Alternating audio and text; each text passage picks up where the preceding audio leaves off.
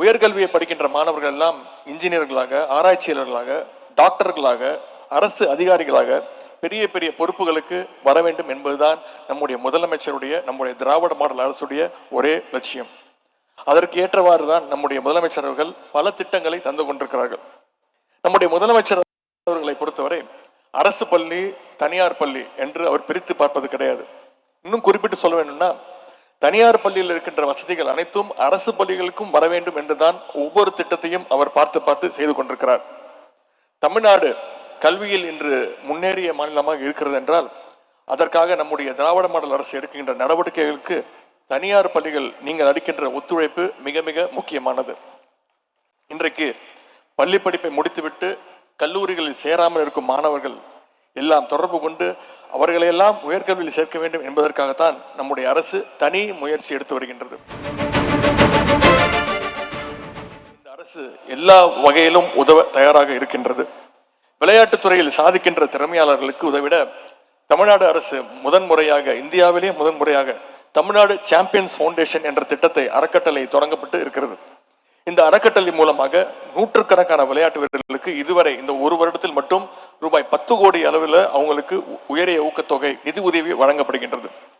இது தவிர சர்வதேச, தேசிய அளவிலான போட்டிகளில் சாதிக்கின்ற மாணவர்களுக்கு உயரிய ஊக்கத்தொகை, ஹை கேஷ் இன்சென்டிவ்ஸ் வழங்கி நம்முடைய தமிழக அரசு கௌரவப்படுத்தி வருகின்றது, ஊக்கப்படுத்தி வருகின்றது. இன்றைக்கு இங்கே பாராட்டு சான்றிதழ்களை பெற்றிருக்கிற பள்ளி மாணவர்கள் நாளைக்கு தமிழ்நாட்டுக்கு பெருமை சேர்க்கின்ற வகையில் தொடர்ந்து பல்வேறு போட்டிகள் பங்கேற்று பதக்கங்களையும் கோப்பைகளையும் பெற வேண்டும். அதற்கு என்னென்ன தேவையோ அத்தனை உதவிகளையும் நம்முடைய தமிழக அரசு தர தயாராக இருக்கின்றது. ஆகவே மாணவர்கள், நீங்கள் உங்களுடைய திறமைகளை வளர்த்துக் கொள்வதில் மட்டும் நன்றாக கவனம் செலுத்துங்கள். இந்த நேரத்தில் மாணவர்களுக்கும் தனியார் பள்ளிகளை சேர்ந்தவருக்கும் ஒரு விஷயத்தை சொல்லிக்கொள்ள விரும்புகின்றேன். படிப்பு என்று சொன்னால் பாடத்தில் உள்ளத்தை மட்டுமே வெறுமனே மனப்பாடம் செய்து எக்ஸாமில் எழுதி மார்க் வாங்குவது மட்டும்தான் கல்வி அப்படிங்கிறது கிடைக்காது. உண்மையான படிப்பு என்றால் பாடத்தில் உள்ளதை நன்றாக புரிந்து கொண்டு படிக்க வேண்டும். அறிவை பயன்படுத்துவதற்கு மட்டும் எல்லா இடத்திலும் மரியாதையும் சிறப்பும் தானாக கிடைக்கும். அறிவை பயன்படுத்தாமல் வைத்திருப்பதால் எந்த பயனும் இல்லை. பேரறிஞர் முத்தமிழர் கலைஞர் அவர்கள் பேரறிஞர் அண்ணா நூற்றாண்டை முன்னிட்டு அண்ணா நூற்றாண்டு நூலகத்தை சென்னையில் திறந்து வைத்தார்கள்.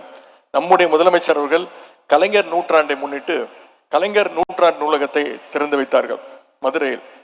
10 லட்சத்துக்கும் அதிகமானவர்கள் அந்த நூலகத்துக்கு சென்று படித்திருக்கிறார்கள்.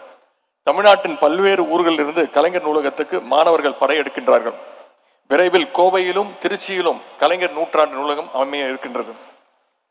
கட்டாய கல்வி உரிமை சட்டம், ரைட் டு எஜுகேஷன் ஆக்ட் படி வறுமையில் இருக்கக்கூடிய குழந்தைகளுக்கு தனியார் பள்ளிகளில் 25% இடஒதுக்கீடு வழங்க வேண்டும். இந்த சட்டத்தை செயல்படுத்துவதில் இந்தியாவிலேயே தமிழ்நாடு முன்னோடி மாநிலமாக விளங்கி வருகிறது. இந்த சட்டத்தின்படி சேர்க்கப்பட்ட மாணவர்களுக்கான கல்வி கட்டணத்தை ஆண்டுதோறும் தனியார் பள்ளிகளுக்கு அரசே வழங்க வேண்டும் என்பது சட்டம் விதி. ஆனால் முந்தைய ஆட்சி காலங்களில் இந்த தொகை தாமதமாகத்தான் தனியார் பள்ளிகளுக்கு வழங்கப்பட்டு வந்தது. ஆனால் நமது திராவிட மாடல் அரசு பொறுப்பேற்ற பிறகு சுமார் 1200 கோடி ரூபாயை பள்ளிகளுக்கு வழங்க அரசாணை வெளியிடப்பட்டு அதற்கான பணிகள் நடைபெற்று வருகின்றன. இனி வரும் கல்வி ஆண்டுகளில் இந்த குழந்தைகளுக்கான கல்வி கட்டண தொகை அந்தந்த ஆண்டை வழங்க நம்முடைய முதலமைச்சர் அவர்கள் உத்தரவிட்டுள்ளார்கள்.